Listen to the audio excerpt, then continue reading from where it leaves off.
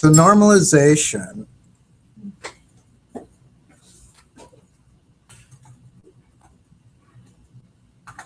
that's the edge. We're only going to go to third normal form when I talk about these. Yeah, they get more and more difficult and abstract as you go on. And generally, if you get to third normal form, your database will work, right? It'll work without too many hitches. Hitches will be really subtle if they happen. Most of these would get rid of those subtle hitches. But once you get through the first three normal forms, are fairly, you have a fairly sound database. Now, if you're going to go into professional work as a database administrator, at some point you should figure out the rest of the normal forms. Although I will say that in commercial production, there's a second process called denormalization, where you go through and you normalize the forms, the database according to the forms, and then you go through and undo the parts that are causing you problems in performance. Because you keep dividing things up into smaller and smaller tables, it takes processing power and time to rejoin those tables when you're doing queries, so it can slow down your actual performance. So it's better for your data integrity, but it's a little bit worse for your performance. But we'll do the first three.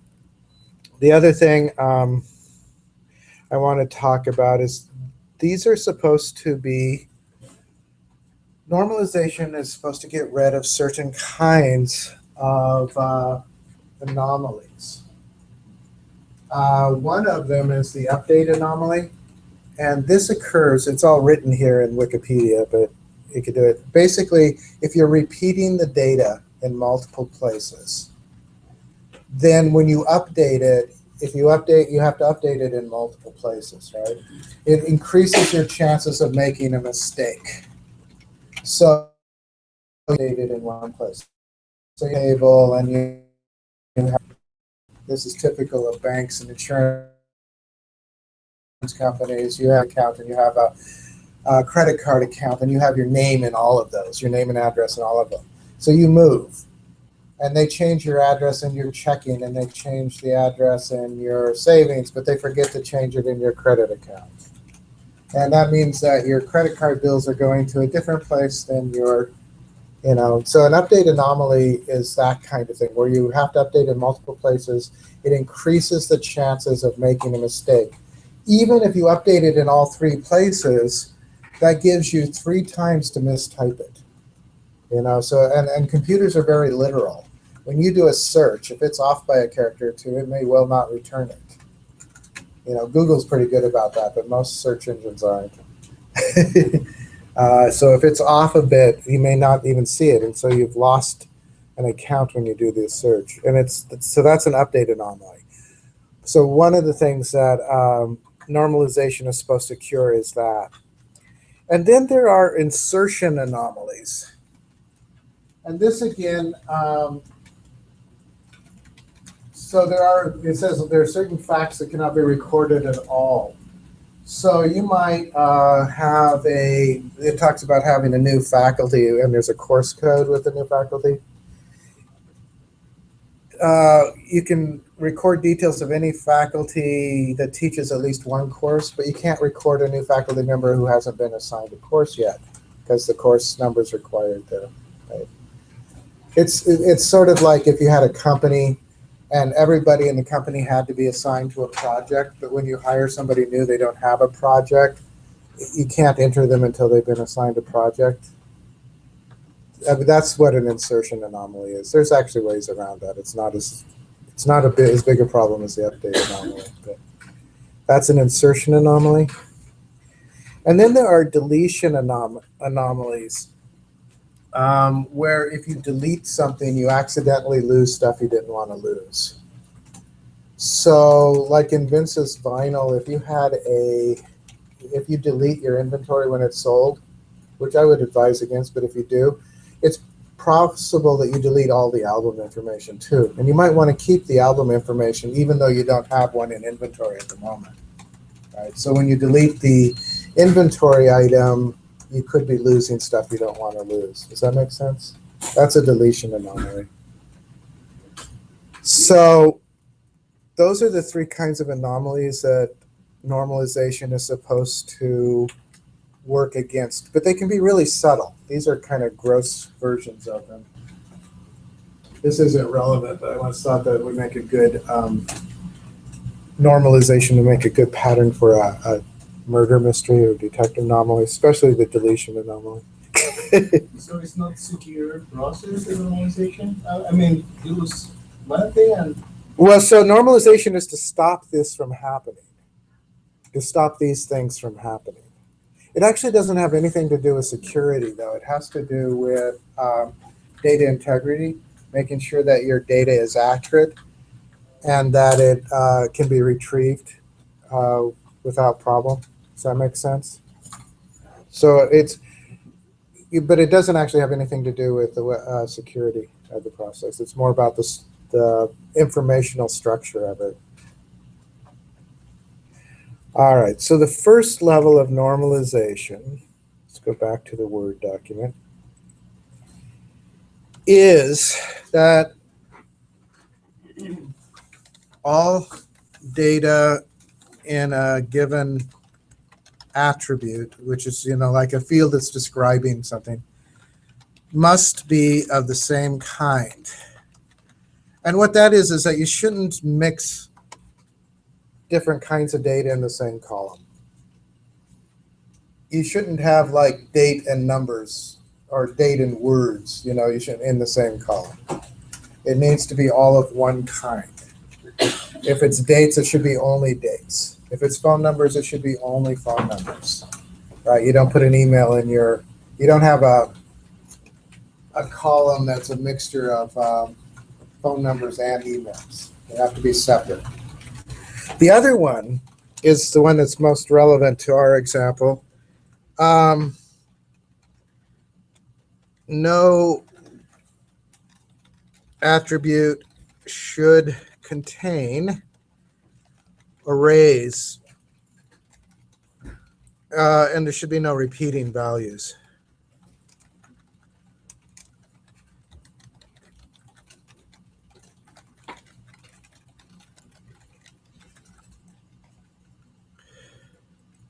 Now, by arrays, it means like things like that you would separate with commas. So if you were doing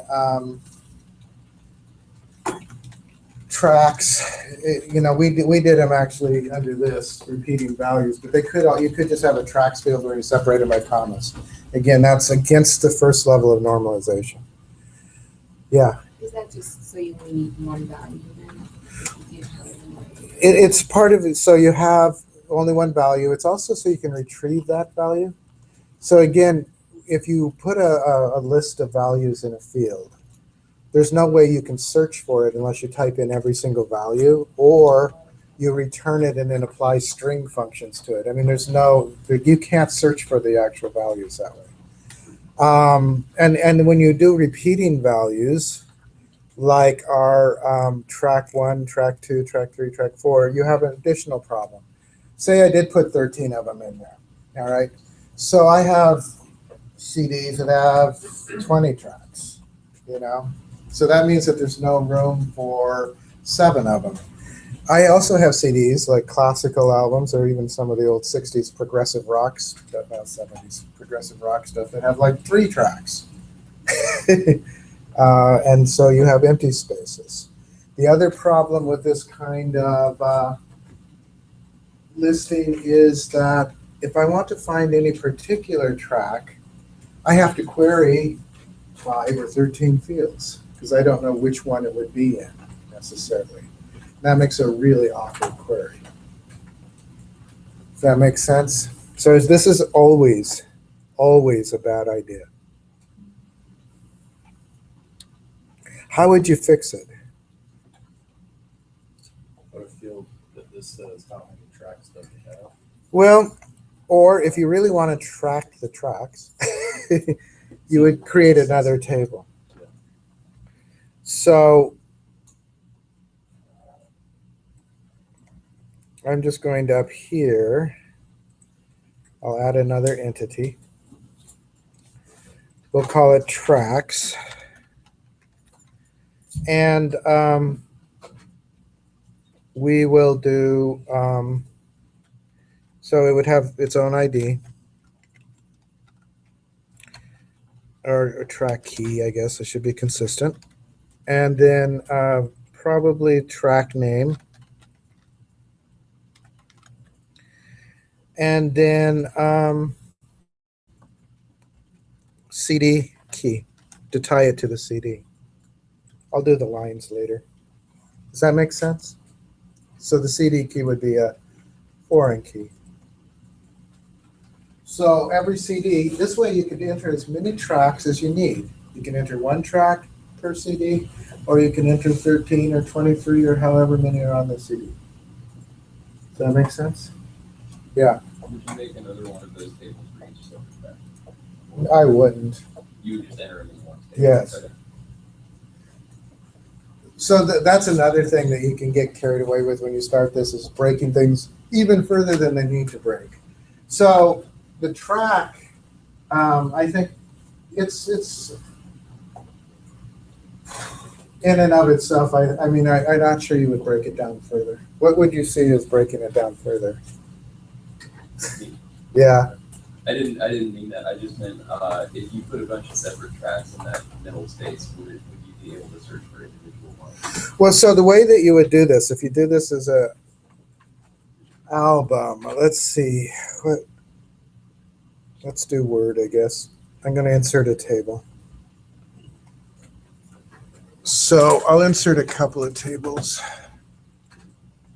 Actually, I don't want to insert it in front of that, though.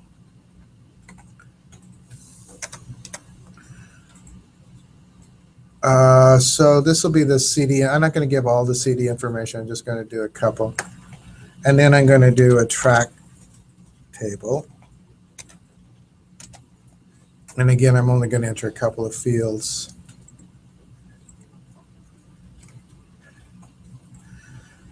All right, so if we did,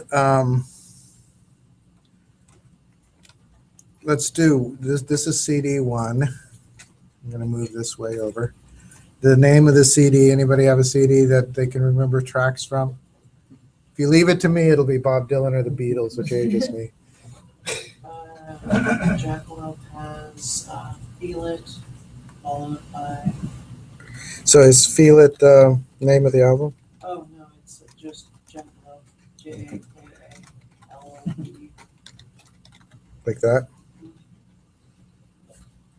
Are they good? I think, well, the first album was good. They did a bunch of different composers, but the second album, they just used one. So it's really hit or miss liking the second album. I don't know what to put else about the album. Let's just do the title.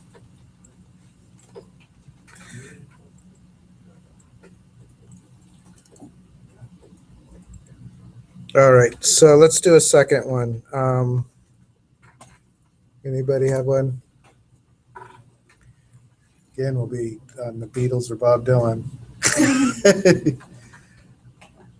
About as recent, James Brown. You have tracks from it? Yeah. All right, so I'm gonna, so that's the CD one. Let's do the tracks.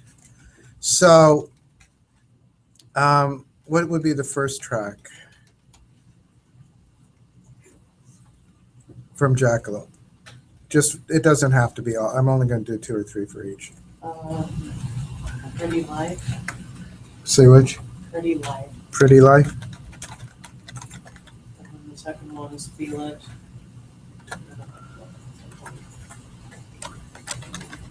That's probably, okay, and that's probably good enough. 3, 1. All right, so those, this is, let me just label up here a little. This would be the track ID, track key. This is the next one is the CD key, and then the track title.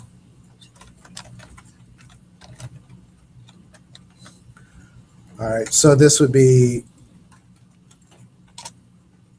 CD key, CD title. Okay, So let's do the second CD. See, Yeah, if we wanted to know the track number too, or CD, could we put that on there? you could have that under the track if you wanted to. I would put it under the track and I would just add another column. Or you could assume that they're ordered in the order that they're on the track, but that isn't necessarily true. So you could add that as a column if it's important to you. A couple of things about this, I wouldn't do this database. It's online in a lot of different places. And it's a pain. If you think about, say you have, I don't know, say you have a couple hundred, CDs, and most people I know download their music now, but even if you did it through the downloads, and then you listed all the tracks for that, so a couple hundred with 10 tracks each is 2,000 entries right away. It's just a pain to do the data entry on this, and I'm not sure you gain anything since it already exists elsewhere. But anyway, what's a track from Popcorn? What's that? A track from Popcorn? Oh, please. Okay. And just one more, I think. Trying. Oops.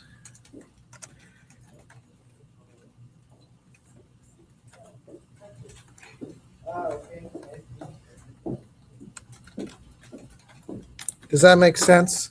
This table, each track would have its own key. This key is repeated from the CD.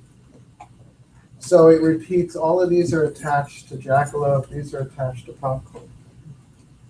And you just repeat the tracks. Does that make sense, Azar? So that, basically that's how you handle multiple when It would take forever, yes. But it's a better database because you can search for any particular CD. So the second one is a table that will comprise any number of.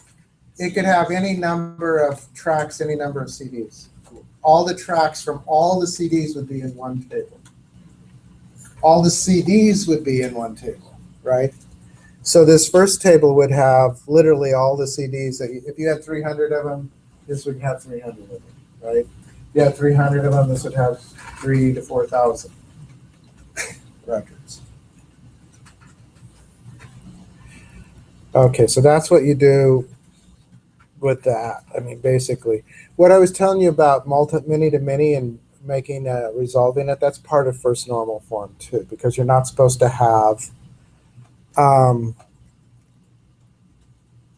basically you can't have many-to-many relationships. So if a thing has more than one value, it needs to be broken out.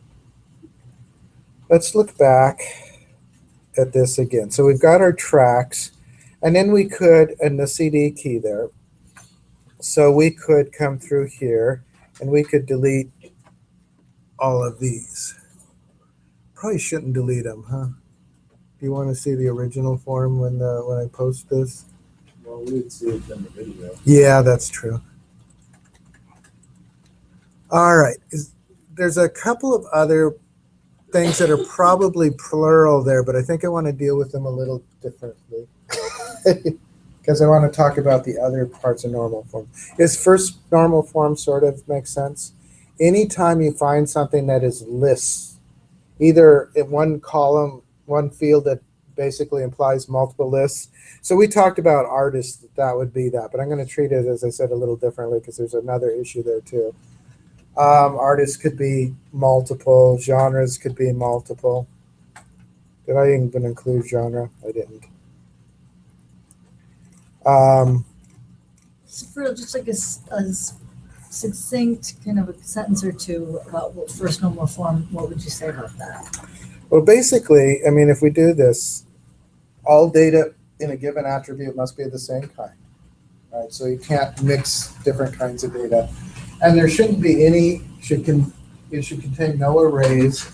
Let's put that as, if you aren't a programmer, arrays may not make sense. So those are specific to first Yeah, normal form. this is first normal form, getting rid of repeating items. That's basically what it's about. Making sure all this stuff in our column is of the same kind and getting rid of repeating items. So anything that's multiple should have its own table, basically. And again, the solution in normal form is almost always to create new tables. So you start off with 4 or 5 basic tables. You may end up with a dozen, you know.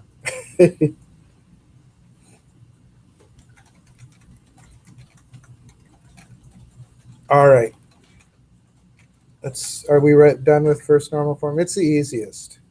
And it's actually probably the most important in a sense. Although the second one is pretty important too, except that the way they state it, actually, let me put just for the record here, first. And I will, let's make it a heading 2. Okay. So I'm going to go down here and do second normal form.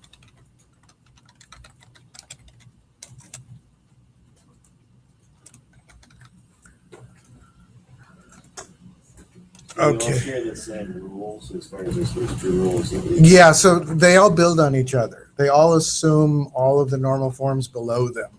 Does that make sense? So each one is building on the last. That's actually a really good question. So second normal form says that you should remove all functional, this is their terms, functional dependencies. Which should probably mean nothing to you.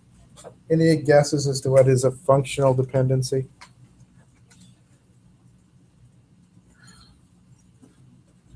It's just, you know. I guess something where you need 2 fields in order to add something together. Make a Well, total kind of. some Actually, sort, that's almost sort like of- a spreadsheet.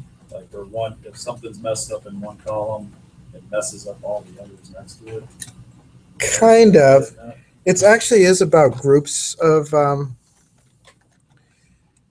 attributes that depend on each other rather than on the main theme of the.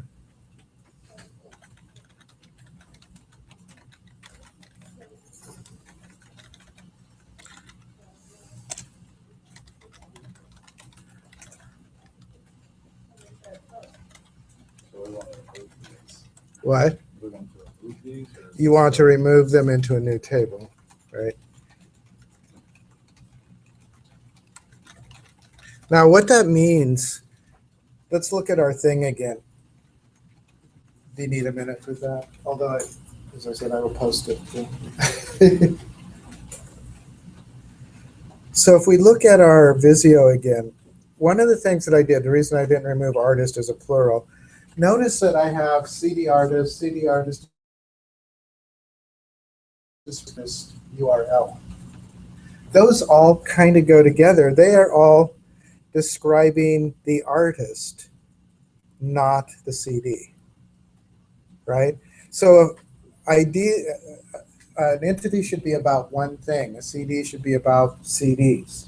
So because all of these things describe the artist, they belong elsewhere. There should be an entity called artist that has all of these things in it. Does that make sense? So we could, I'll just do another attribute, another entity. It's so big, it's so hard to do these in this big a space. Artist. And again, these should all be, we'll do an artist key. I am curious, can I? Drag and drop. Yeah. Did it copy or cut? It cut. It should cut, Oh, right. which is what I want. I don't think you get country. I did that one. Oh, I There it is, did, there it is. yeah.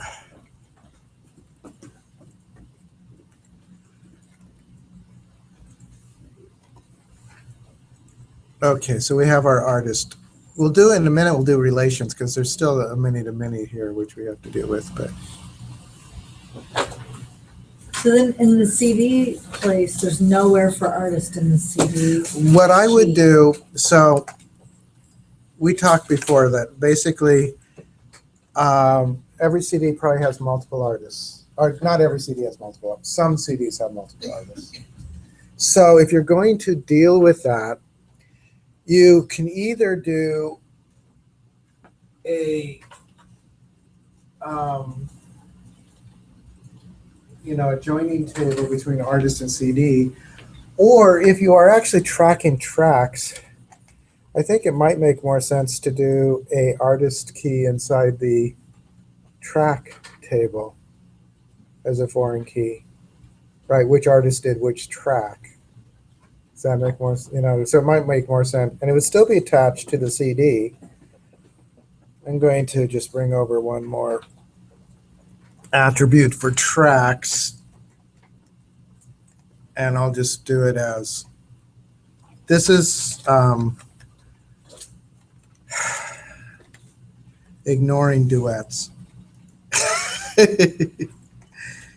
All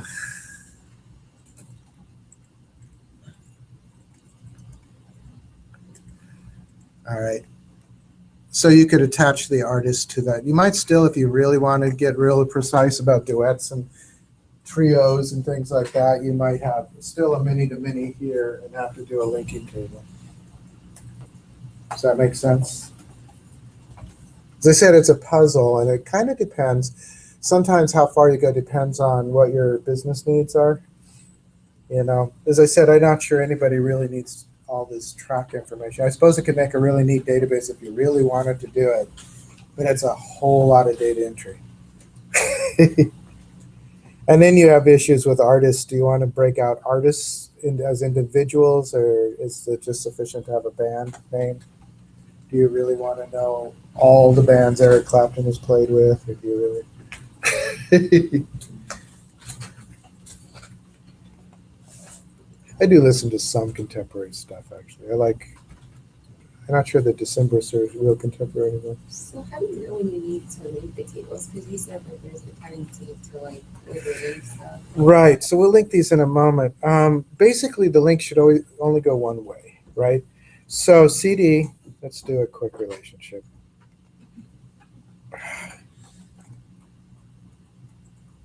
CD would link to tracks. Okay, what you don't want to do is put a track key in CD, right?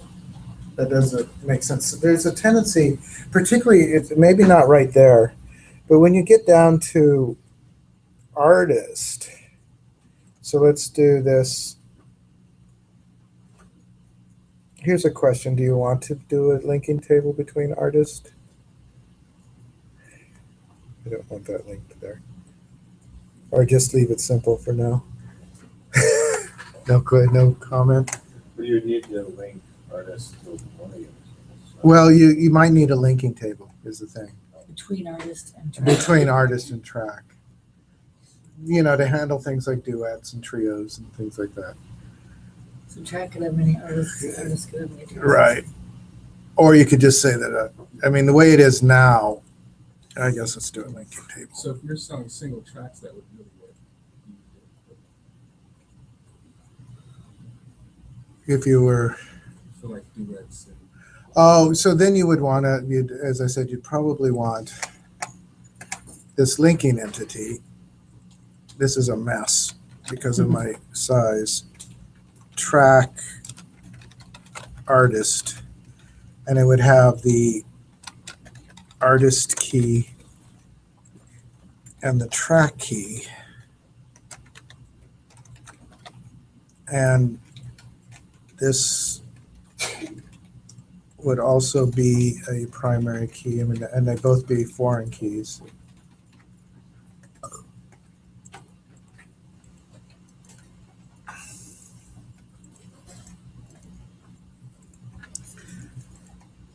You can see that I have trouble clicking on these two. There we go. As I said, there are things about this that I really don't like. So this has to come down just a hair. maybe more than a hair. So the artist is the one side of every artist is only listed once. But every artist can have many tracks. And every track, so in this case, the track is the one side of the relationship.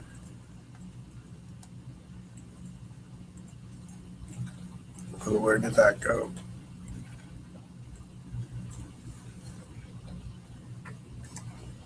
That link. That didn't link. Where is it? Artist. Oh, that's an old one, right? That's the old one. But the track didn't link. So let's try that again. I said these are a pain, especially when you are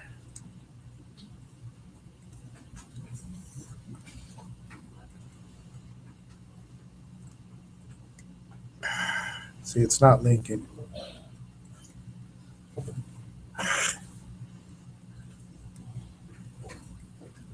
There, now it should be hooked. Is that the only time you see a primary key and a foreign key together? It's not the only time, but it's the typical time is in a linking table. And again, you don't have to do that. Where in the heck did it go now?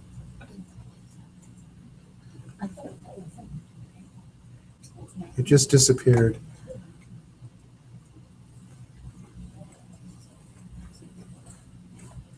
I'm going to give up in a moment. It's gone. Hey, where is it going? Oh, you know where I bet it's going? Oh, there it is. Do you need to zoom out? Yeah, I might need to zoom out some. I was trying to get it to where you could read it, but it makes it really hard to. Yeah. Okay. So that gives you the tracks, the track artist and the artist, the CD. Now there's still a little bit of problem with this, which is we'll do for the third normal form. But does that make sense? Basically, when you're doing the second normal form, what you want to do is get rid of groups, that aren't part of the main topic. So groups of attributes that depend on each other, like the artist was if you think about it, database structure is set theory, and it would be basically a subset. And if it's a subset, you need to remove it. Does that make sense? Into its own table. If that doesn't make sense, just if you see things that are talking about each other and not about the topic of the thing, they need to be broken out. The other way to look at it is that every entity should be about only one thing.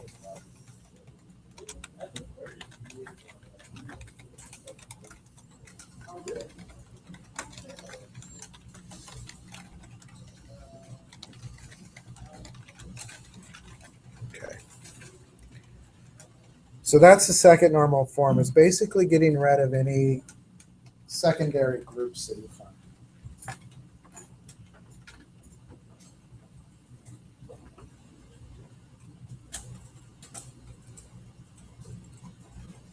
I think, did I link the PowerPoints? If I didn't, I will, because there's a PowerPoint on this that might be helpful too. I'm trying not to do the PowerPoints because I find them more deadening than this. Yeah. So the last normal form that we're going to cover is third normal form, and it's a lot like the second, except it's a little more subtle.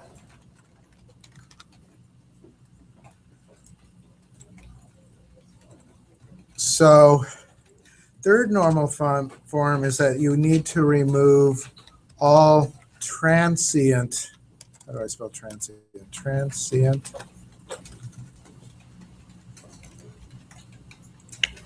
dependencies. And as I said, these are kind of like in the second normal form, but a little more subtle.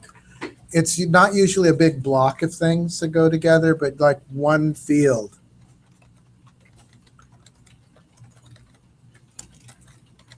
That refers to another field.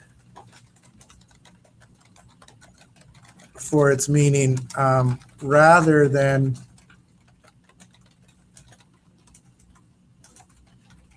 describing, the topic of the whole.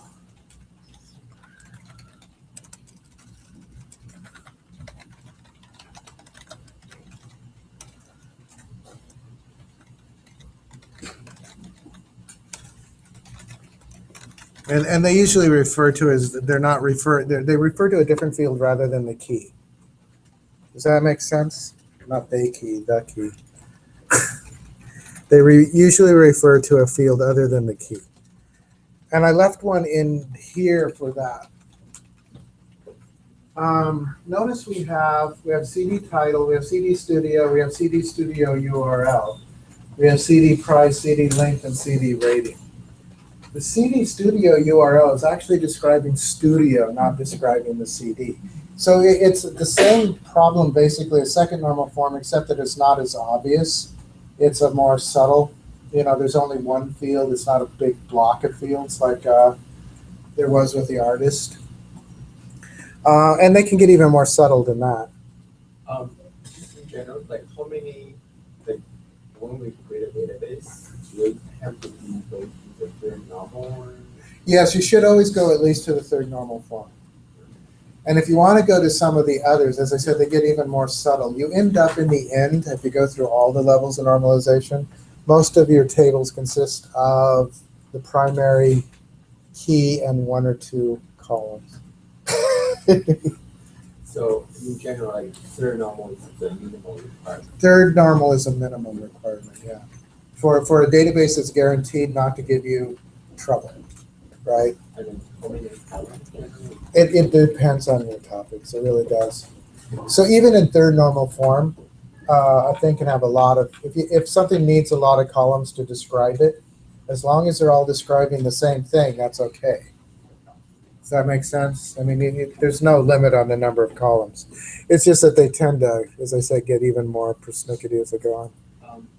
I don't know if this will be any problem, but like it will work, like will be more table, will slow down your process. It can. All right, so I would say to go even in the, they probably don't go much below third normal form for normalization. It depends on your needs, all right? And it's a little bit more, you should always normalize your databases. Sometimes they go through a process of denormalization for performance. An example of that is like Amazon, all right? So Amazon needs you to be able to look at a product and buy it and move on with minimal to zero delay, right? Probably those products are divided up among half a dozen different tables, but what they do is they combine it all into one big search table for the web page. And what it does is that that way they can speed it up, they can optimize it, you can do it. The bad part of that is that you could buy something on Amazon that doesn't exist, right? Because the relational tables are in the background, are keeping the accurate information. The single table is just refreshed every few minutes. So it's possible you could buy something that doesn't exist because it's been sold, but it was sold before the tables were refreshed. Does that make sense? But they do it for speed. And if they sell something they don't have, they either scramble to find it or they send you a sorry. And it's worth the occasional sorry to not have people waiting, right? So denormalization happens, but there's a price for it. The price is accuracy, instant, up to the moment accuracy. There's other things that people do. If you denormalize, you're always risking getting more you're risking your data integrity. But you can improve. You're right that full normalization can hurt performance. So in that sense, if a table have 100 columns, it's always faster than a database have 10 tables.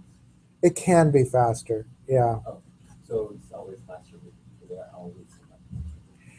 Though there are limits on how many columns and stuff you can have in a table too. one of the things it is usually a trade-off between performance and accuracy. And somebody did a mathematical formula that swears it is kind of like quantum mechanics. It is impossible to have both performance and accuracy. Kind of like it's impossible to know the position of something and its velocity. So what I would say is that they probably keep normalization pretty strict on the purchase parts. You know, the part that's tracking the actual point of sale, because there the data accuracy is really important. In the just to display their catalog, it's not so important. You know, not as deadly important anyway. Anyway, so yes, performance. Although usually performance is not an issue like on a table of this size. It's only when you have hundreds of tables and millions of records that it starts to become an issue, and thousands of simultaneous users. So I'm going to do one other entity here. And basically what we'll do is we'll just do studio. And the attribute will be like studio key. I'm kind of punting with these keys. If I were doing them, I probably would auto number them. You know. Studio name. And studio URL, just so you can get other. Do they call them studios? What do you mean, label? Yeah, labeled might be a better name. Yeah. Spelled right. Label. I always spell it. I spell L-E. So label is actually what they usually call, like Warner Brothers. Who are the labels? Death Row. Sony, yeah. MGM. MGM. Sub Pop. The December's first one was Kill Rock Stars.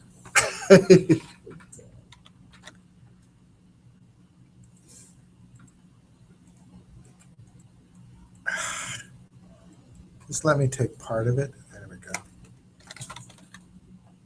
I always want to spell it L-E. I don't know why. All right, so, and then we can get rid of these up here. And I think for the most part, there's only one label per CD. Yeah. Pretty sure.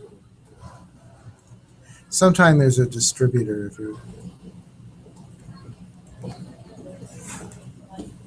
like Columbia might distribute an independent or something. Yeah. So the relationship you used is one to many. Was Yes. that intentional or that was intentional? That was intentional. So CV would. But have many it goes the labels? other way. You're right. It would go the other way. It would be one label has many CDs. I see.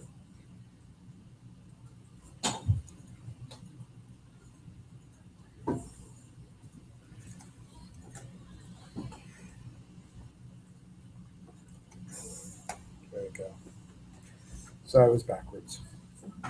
And that's actually one of the things that I'll be looking for. In the design, it doesn't cause any problems, but if you actually build the database and you do the relationships backwards, you won't be able to enter your data. Most of these things, if the relationships are incorrect, it'll result in problems when you're doing your actual design and entering your data. So that is a really quick thumbnail on normalization. Normalization is hard, and it probably would take a while to sink in. It's even harder as you go on to the other normal forms. Questions? Yeah. On the table that you made a CD table with Jackalope and James Brown, and then a track table. Sure. What part of normalization is that part of, like the first? That was the form? first part. Yeah. Okay. So with each of these, we could break it out into pictures of the data if you want. No, I was just trying to figure out where to put that in my. Yeah, it's part of the first, because it's basically we're just separating tracks from CDs. And I would like to get There's a app I should get, which would allow me to draw on this with my finger. Because it would be nice. I mean, I could do it with the things, but to show that this relates to this.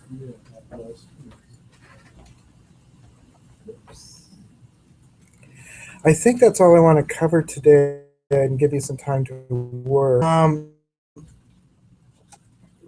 For the group one, remember it's Vince's vinyl. And a couple of things. I think I showed a lot of people. Let me do one more thing before I quit. I'm going to add one more. Zoom it a bit. Wrong way. There we go. So when you do sales, and I told a lot of groups this, but I'll tell every group this now. So let's do sale. This will be point of sale. I'm going to do sale key.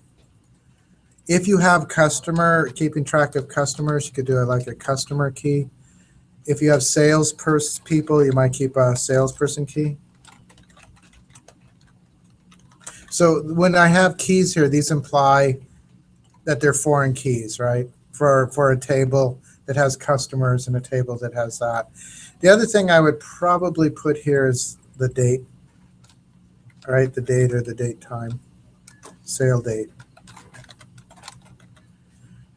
And you might even put date time. Okay, so that's the sale. Now, this is like the top of a receipt. And then the second part of this is a real common structure is like sale detail. And this would be the items on the receipt. So this would have a sale detail key. And it would also have a sale key that is going to be a foreign key that ties it to sale. And then it probably has, some of you did different things, but let's call it an album key. And I'll make it a foreign key. So it would refer to your inventory or your albums. And then you probably have, I don't know, I guess I would do sale detail price sold, you know, what you sold it for, whatever you want to name that field.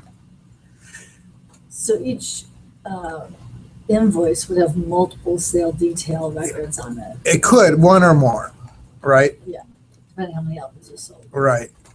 So you could do, so I want the beginning symbol, which is, they say 0 or more, but there would always be at least one. Yeah, I saw him. How do you have this where you can update the, say you have more than one of an album? All right, so You have like 5 of this album and you sell 1. How do you tell the database that you only sold 1 and not? all right, so you can't do it just in the structure of the database. Okay. You'd have to do that either with the software that's handling the sale, or you could build in, and we haven't talked about these because we haven't talked SQL yet, you could create a stored procedure or a trigger that does that, probably a trigger.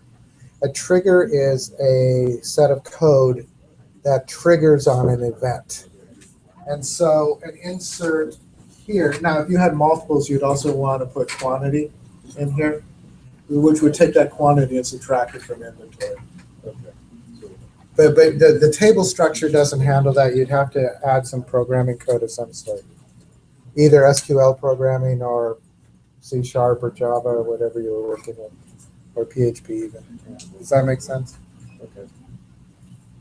So what scenario would you have foreign key and private key notations on the same? So usually when I do it, it is again for a linking table. Yeah, and you don't have to do it here. You could give it another key. You could just say track artist key and just make these foreign keys if you want. The reason why I usually do it in a linking table, and you'd have to decide if this is always the case, is it prevents me from ever entering the same artist with the same track twice. So these have to be unique as a pair, right? So you could enter the same track twice with different artist keys. You could enter the same artist with different track keys, but you can't enter the same artist with the same track twice. So it keeps you from repeating yourself accidentally. Having the primary key and the foreign key Yes. designation keeps you from repeating yourself. It keeps you from accidentally entering the same data twice. That's one of the problems with auto numbers, if you auto number things, is that it's actually really easy to enter the same data more than once by accident. But would you have two primary keys in one table? It's one primary key. It has two PKs there, but it's actually one primary key. You can only have one primary key. But a primary key can consist of more than one attribute. If this were to have child tables, I would have to repeat both of these fields in the child table because they are both part of the primary key. So any foreign key to this table would have to include both of these. It's called a composite key. A composite key is a key that consists of more than one attribute. Generally, you want to avoid that. Particularly, The primary key is the the first primary key is both of these So together. it's like really long. Yeah. But in the actual table, there's only one column for the primary. Well, so no, in the table there would be an artist key and a track key. But it's combined. Well, no, there'd be two columns, but it's still one key. Yeah, it's two columns, one key. Keys are not columns, actually, they're a constraint. When we get to SQL, I'll show you. When you want to create a primary key, you create a constraint. You say, constraint PK track artist, primary key, and then in the parentheses you say which fields are part of it. And you'll show us that when we do it. I will. I'm going to show you the SQL. I'll also show you how to do it graphically. Can you go back to another slide on the cell? Sure. An example, in that case, there is one to many, right? Right. One sale can have many albums sold, basically, right? But why it's not applying the same case with cell person key? Well, What do you mean? with another one, it's sales person key.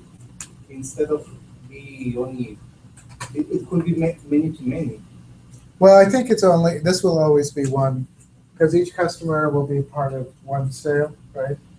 This is, if you think of a receipt, this is the stuff at the top of the receipt, and this is the stuff in the body of the receipt.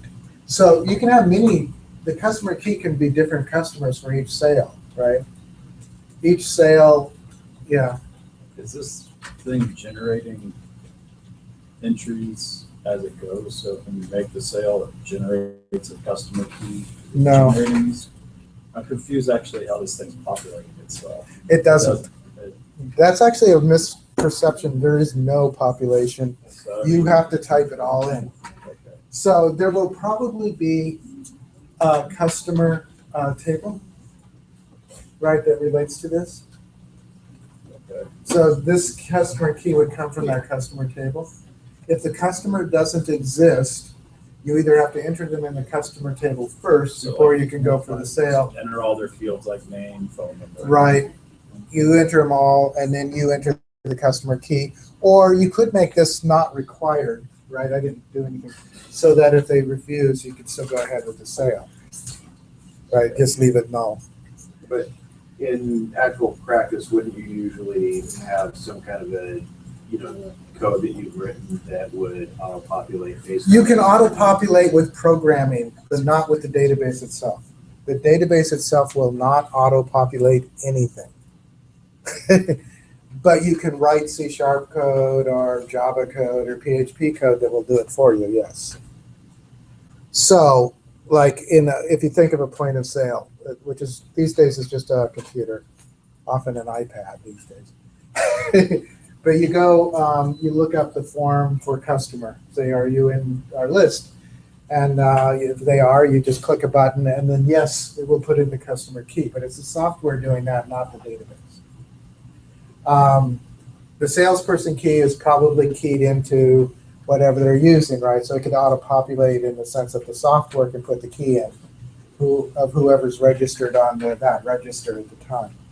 The date time could be automatically put in, but again, it's programming code that does that. And when you have a foreign key, the fact that you've entered the sale key over here does nothing to cause it to be entered over here. You have to either type it in or, again, write code to populate that. And in a point of sale software, typically it would be auto-populated. And again, with these, the album key, again, in the database, if you're just working with the raw database, you would have to go find the album key and type it in. In a point of sale software, you would just scan the barcode, which would associate itself with the album key. In fact, the barcode probably is the album key. And then, does that make sense? Most of the automation has to be done through programming. In the database itself, there's no automation. Okay. I'm just trying to think like how this. No, I mean, when you think about how it works, again, here's another little secret about databases. No manager, no clerk is going to want to deal directly with the database. It is too awkward and clumsy. You will want a front end that's been programmed so that, again, you don't have to open up the customer table. There will be a form there for you. And once you've done it, it'll automatically populate this. Okay. And the software will make it so that it's usable. The database itself is there to store data and to retrieve data. It doesn't do any of those nice point of sales. That's all another class. That's all into the programming part of it. Does that make sense? Almost every piece of software out there these days has a database underneath it. But the database is really there just to store the data and allow you to retrieve it in a variety of ways. It's a good question, though. Because I think that those are common. We think about databases through the ways that we've used them, and the way we've used them is through these forms and programs. Any other questions on this before I let you guys work? Now, if I gave you some feedback, as I said, I can help you with that. I didn't expect your first try to be good. Some of them are pretty good.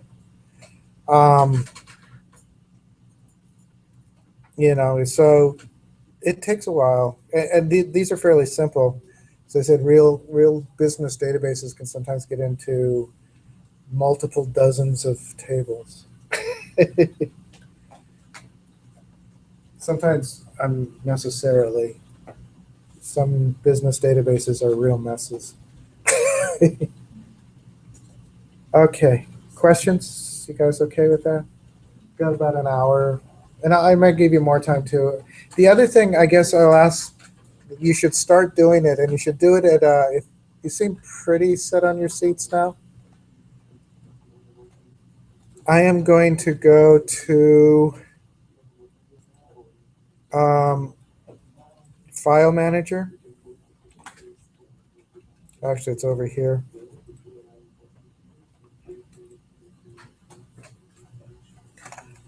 And I believe, let me see if I can find this. I'm going to go to this PC.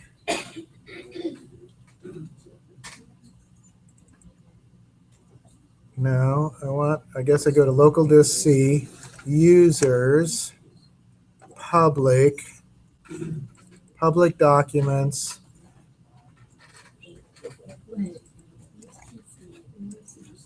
I'll get there in a moment.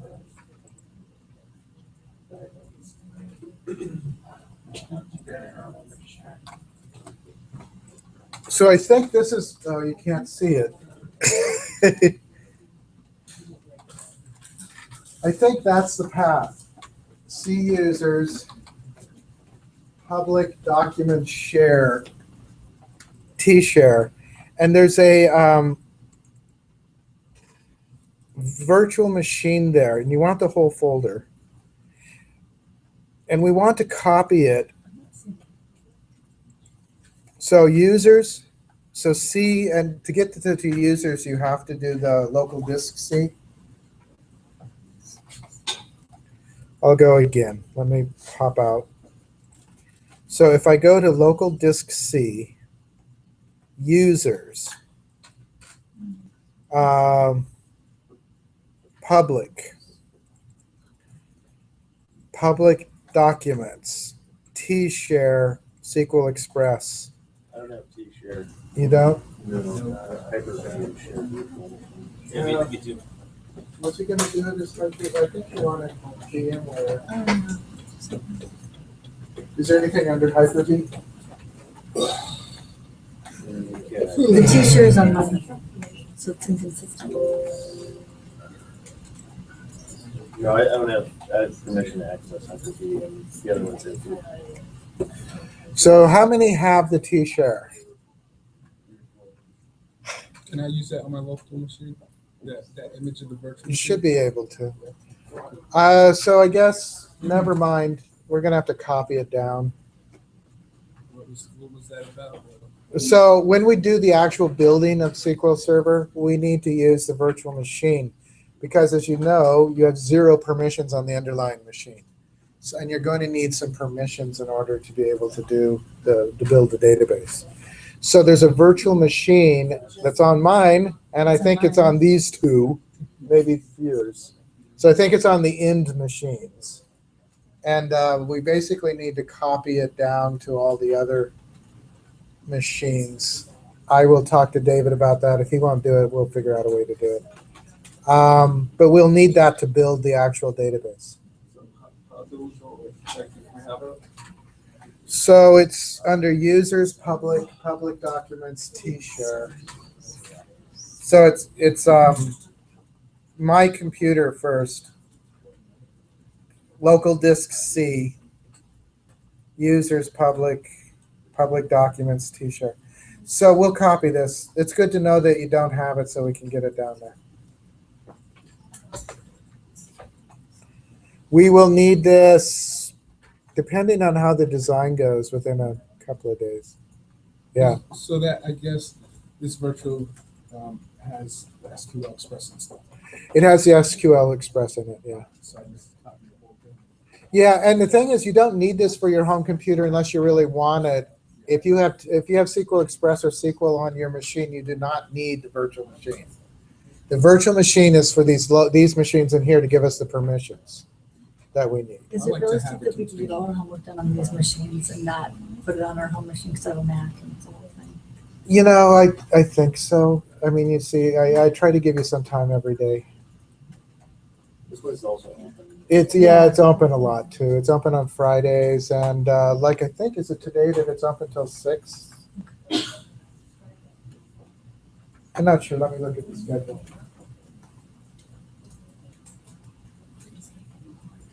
Yeah, there's not another class in here on Mondays and Wednesdays until 7 p.m. So all day. I mean, you're welcome in here at any time. Mondays and Wednesdays or Fridays, and Saturdays are sometimes useful too. Saturdays you have to track somebody down to open the door is the only thing. If the door is locked, you can always go to the IT office. If there's anybody there, they'll open it for you. And the only rule is, other than not taking things, is when you leave, shut the door, right? Just, if you're the last person out, shut the door. That's the only rule. Mostly because those things are worth a fortune. The projectors. Yeah. I can't believe they're very still. expensive. They I are. just can't. They had a series of thefts of those a couple of years back. Is it cheaper to just get like a 7-inch LCD on the wall instead of a projector? That's what I mean. Isn't it like more practical to get it? People like it because you can set them up at anywhere you go. I know, Like but they it's just like- project it on the wall without having to. People like to just steal like presentations. That's what. So they're like, oh, I can take this wherever I can go sell it to. Yeah, and I- Well, not pawn shop, but what they do Okay, usually. so let me get on my. They sell them at second Xerox. So it's like, hey, used studio equipment. Yeah, it's like, hey, you want to get a projector? All right, so let's start bringing out this thing.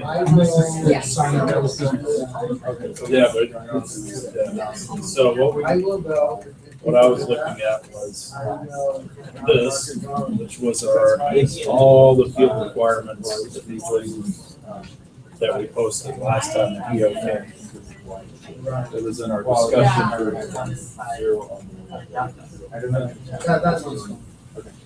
We don't need all the rules for it, but we need the field. Okay, so it says I need permission, so I want to. So I'll say request access. Oh, because you know why? Because I'm logged in and so let me just,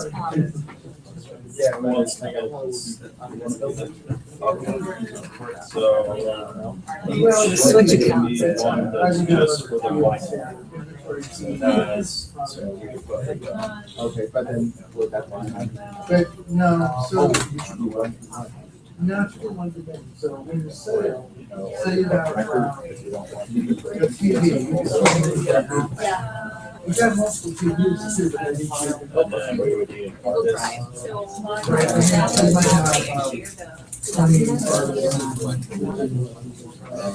Okay, so here's the diagram. So how do I actually open the file here? I think probably Is that from me? Yeah, I think it's group assignment diagram. Wait, you don't have to download it. So, they're new. They're all the same. They just have. Download the whole thing. They might have slightly. I think they usually just. what they not sure they want. okay. I think you need to change Because I think you know what that. this one right here. So let's go ahead and just start filling in the fields. We know that each of these entities, because we don't want them all in one. Like you said, you want to pull out ones that are associated with the record keys. It's gonna pull out the information. So you don't go link to it? That would be something associated. So I want to make a change here, first of all. I need to say unset primary. Yeah, then And we'll this one, start, unset we'll primary. put what we know each thing actually is, so it'll need. Let's get him to bring this back up. So. Album key, sale key. Yeah. Now we need. Like the. Okay.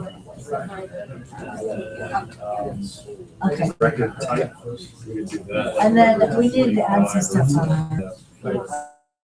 Record type. Okay, entity, no, that's not.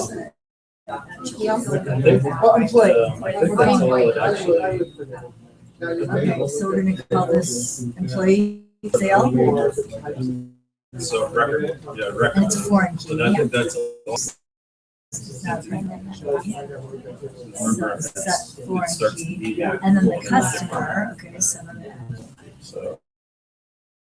And this is customer key. Condition and probably labor. But the way it is, it's fine. Oops. So record. Okay, then you do this and say set foreign key. And we are already linked to And that. that's all that the We're already actual linked to record employee. entity itself. We're already And linked that's to the customer. artist would be here, so artist. Here's. So like it's kind of showing it. Oh, yeah, it is, yeah. I'm going to move this down. I don't really know if there's much that the artist. That's weird. Shouldn't it follow that He if I helps move the it? artist. Oh, because you didn't link to the whole thing. Just the name. I don't know if we need to go crazy with it. I don't really think the artist has more than just the name. Oh, I see, it's linked to that. Yeah, there we go. That would be the search for. I don't like it connected together, it's confusing. Oh. So, and then last, and band. That way, each artist has one band, remember, if they have multiple ones, don't worry about it. I don't think he wants us to get that deep where, oh, well, now we have this whole band. On the sale data, detail like, he for did? example, Eric Okay, Clapton played and what with did he call it? the guy. So he would have it. And there were other, they've only been with one. What did he call it, sale price? Yeah. Price. Try it, it's being uncooperative. Doesn't it just say a single word? Just grab it. Yeah. Is Oh, sale on it or People no? will say sale. You can, Grab, there you go. Oh, look at it again. Sale, Oh, Sold price. click on it. Now grab one of those little guys there. I know. I'm not sure why. maybe you could give it Oh, it's to okay. All right, so, and then just. Mine are. You see that? I was like, it's the same as with. Ah, request. Just custom. And then your key is a chord. See how it's only connecting That to way it that? connects the artist to the record one way. This guy.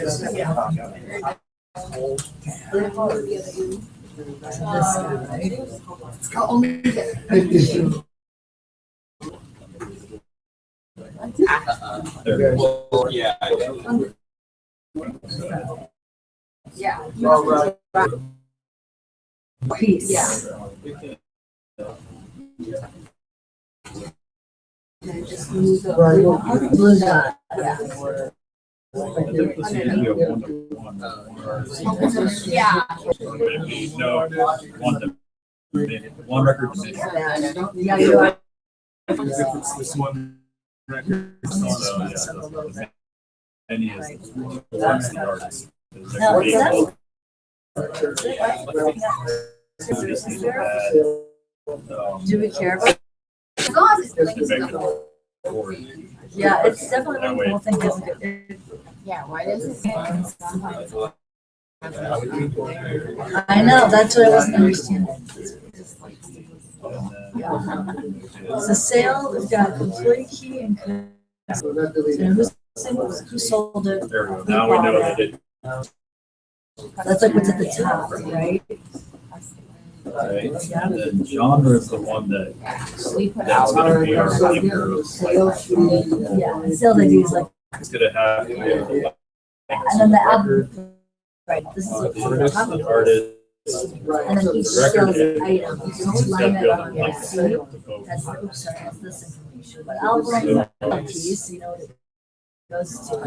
Yes, it would have the Now, artist key. you had a good point. If we're making this a separate new field that doesn't really recognize. Ask them which one. Well, I guess if we already linked to that from here, then we can see if there's a difference Here, like, in the album. And that's. They want to know what you bought it for, right? So he needs, right, so he actually sold it for. as well as to ask them like. But we sort of thought we covered that over here in the album price. So you could just say, hey, I'm gonna get the price from here. Just, So right here, what we're selling, really that information is already here. So should we Set the call price, this right? album, right, so this way, the That's the suggested price that retail we- price. yeah. Okay, so that's how, absolutely, that makes sense. Yeah, in this example, there is. well, I think you need an SRP. You want a suggestion. So you can say, I'm planning on selling this. We don't, just make it easier on ourselves. Yeah. Employee or whatever. So you actually sold it for those here, but what you're planning, you know. Just highlight it and then just hit. Yeah. And then, no. It's just nice, like, people that, So-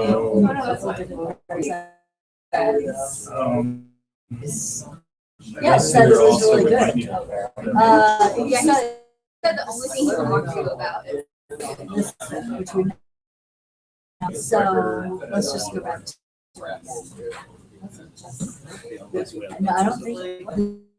This is really good. Mhm. The only thing I Well, would pull over actually, is we don't want it there because remember. well, it's basically the thing you just changed. Yeah, so you set them as the. Because if we did a record quantity here, Primary, you we have would have built first. more. Yeah. See what I'm That's saying, making like sense. each one.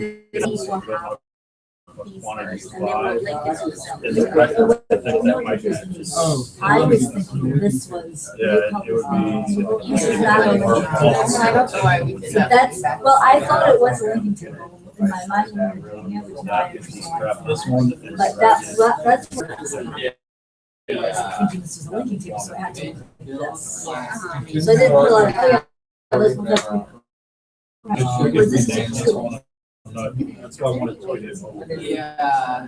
So this is for Vincent. Sure, yeah. Okay, so how did we do it last time? Saved it? Save it in two different files. Okay, so first, we're gonna. So we don't go way off base. You can save it on your desktop. Okay, on my desktop, looks at Because you're gonna have to. desktop. Okay, and then we call it group Visio drawing, right, and save it. That will be, Yeah. yeah, that's what I submitted. The PDF. Okay, so there's the PDF. Okay, so now, so I went to that. So if you have 5 copies. Okay. Alright, so there it is. So then do I use this? Yeah, you can just upload the file. So it's on your desktop, right? It's on my desktop. Yeah, then just go to the submit page. Okay, so then go to this page and pull it up. So, Try to make sure we don't. here it is. We're gonna resend Base choose file. or the. On the desk. One that's in wiki. That one, right? That's what we just did? And one for buying and selling. Oh, yeah. But we're. Trying to work? I don't see it. Right. It's right there. Oh, sorry. I was waiting for some done. Okay, so, One of the things that I do. we made changes to our diagram. Well, but a lot of records have. Oh, do